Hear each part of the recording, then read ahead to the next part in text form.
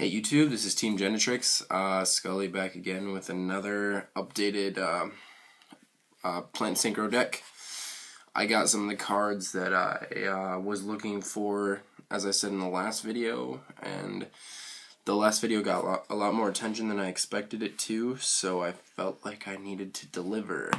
So, yeah, I finished up most of the deck. I mean, there's still some things I want to tweak, and I'm gonna go talk about those when they show up, but yeah, I'll just get right into it right now. So we got our plant engine of Dandy, Spore, and then 2 Lone Fires. So this is the same, I mean, besides the 1 Lone Fire added and the 1 Spore subtracted. So I don't know, I'm going to assume that if you know anything about plants, that these are kind of the cards to do. So, some additional plants, Rose Whip, as I said in the last video, I really like this card because it's pretty much instant Barkion, and I'm a pretty big advocate of the Nettier Synchros, especially in this deck. And then I'm still playing the Fallen Angel of Roses. I just think it's good because, I don't know, I like it for synchroing with Spore, so I don't know, like banishing a Dandy and then having this on board and then specialing the Spore at level 4 and going into a Star Eater is kind of one of my favorite things to do, so I like her. And then to round off the plants, we play 1 Titanial because of the extra Lone Fire. I was playing this before I had the second Lone Fire, but I didn't. It wasn't in the last video, but it was there, and it was a lot, way more dead than like it is now with the second Lone Fire, because now this is kind of, I mean, of course, this deck is one of those decks that it's very reactive to what is going on in the game. Like, it's never played the same way, I guess you could say. And but now I can see that having the second Lone Fire, you can make the decision to go for the Titanial versus your Rose Whip or your Spore. So yeah, I guess it's very good, and it's really beefy at 28. So moving on, we've got 3 Crane. I just had the 2 before, and with the 3rd, it's definitely helped. So Crane's pretty good in this deck. And then the 2 Card Trooper.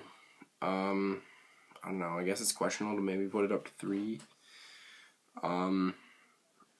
So I don't know, but it has a lot to do with the deck. I mean, like, you want to dump a lot of things in Grave because, you know, it's just, I don't know, it's you've got a lot more stuff and you can just work with the Grave. So the more stuff in Grave is the more stuff that's out of your deck. It's kind of the mentality of it.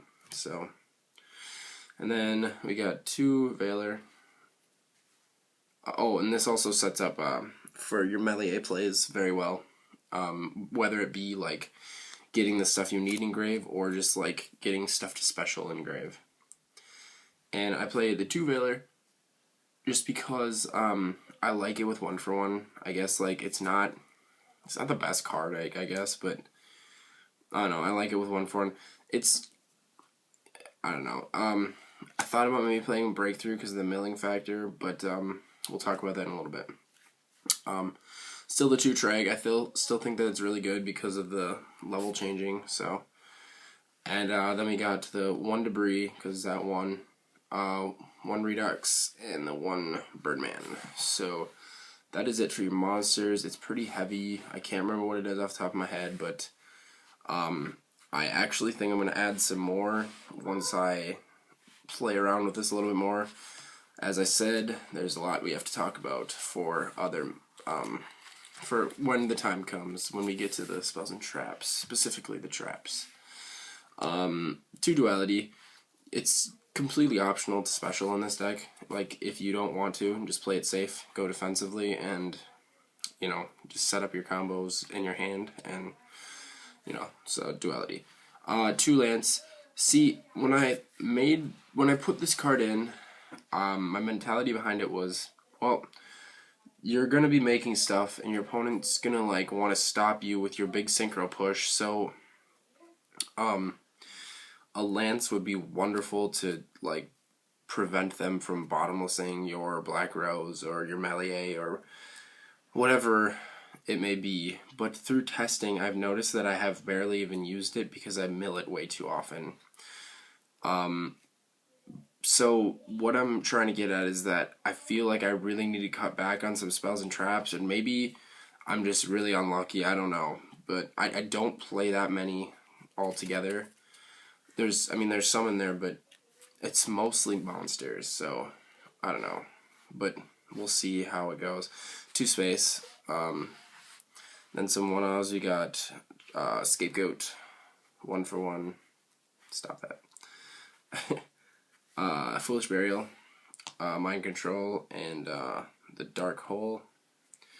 So that spells. Scapegoat is really good for defensive plays and for the Neteria Synchros. I love the card in the deck. It's pretty good. 2 Call. I really love the card in the deck. I will definitely not cut this. But the rest of the traps, well, most of the rest of the traps are questionable. Specifically, the 2 D-Prison that I play. I don't feel it's really necessary to have it in there. I feel like I said, I mill a lot of spells and traps. Like most of the time when I'm using my card trooper, I'm milling spells and traps, and I hate that a lot. So I'm just trying to think of the things that I don't really need, and D-Prison is one of those because I don't really need to play defensively, because I feel like I can get enough stuff on board to play defensively without even like stopping my opponent. Like, go ahead, you can have your stuff, but I'm gonna just like, use Scapegoat or reuse Dandelion over and over again to protect me from your attacks. So that's kind of the way I look at it. I guess I just really I'm having troubles thinking of like what stuff I could put in there to replace some of the stuff. And then 2 Blackhorn of Heaven. This might come out also. I guess we'll see. Maybe I'll keep 1 in. Then we got Solemn Warning, Bottomless, Compulse, and Torrential. I feel like I'd probably keep the 4 here, and then like maybe take out a Blackhorn and the 2 D-Prison.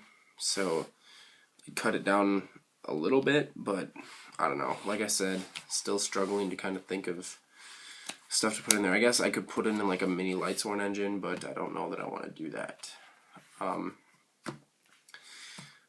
But moving on to the extra deck, we've got ourselves a Melier. It's really like the main card of the deck. Really, it's really good. So I don't have a second. I'm not too worried about it. I don't feel like you absolutely need it. I mean, it'd be of course nice to have it, but not absolutely necessary. But Melier just like sets everything up. So then for less Exceed, we've got 1 Levier. It's similar in a way because you do banish quite a bit. So that's it. But this is like a plant synchro deck, so like I said in the last video, I didn't want to be playing like the Dragosax and the Big Eyes. Though it would be useful and it would be nice, it's not necessary, and I kind of like just want to keep it true to the synchros. So also they're expensive, but mostly I want to keep it true to the original. But onto the synchros, we got 1 Formula. It's just a free draw card, really. Armory Arm. This could be cut. I don't know. This has like so many options for the extra deck. So I don't know. It works, but sometimes I feel like there's better things to play. So I don't know. Neteria Beast. It's just awesome of a card. Then we got our Cataster. I think I'm gonna be getting Armadius soon, so I'm sure I'll just be swapping that out for that. So then we got TG Hyper Librarian. It's a synchro deck, so you gotta play it.